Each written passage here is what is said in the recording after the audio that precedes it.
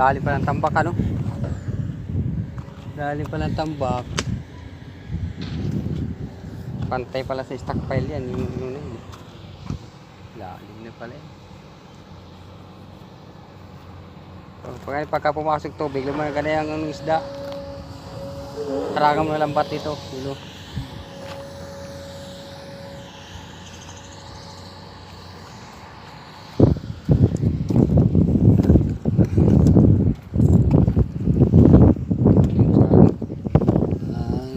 sila ng PVC na culvert sa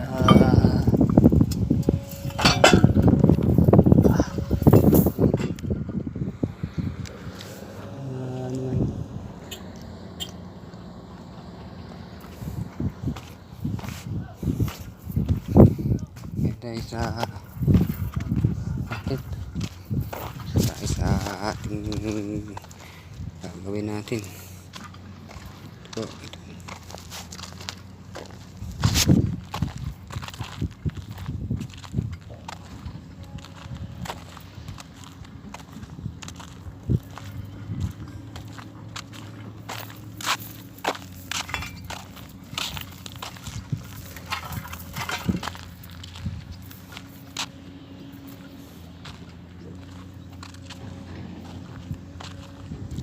Sa trabaho kahit linggo tayo ngayon sa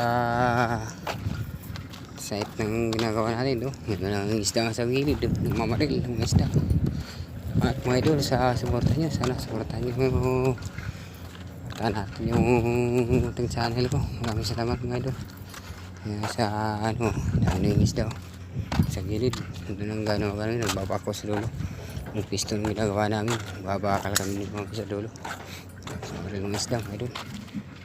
Salamat sa suporta nyo na doon sa channel namin mga idol, yung mga isda dito.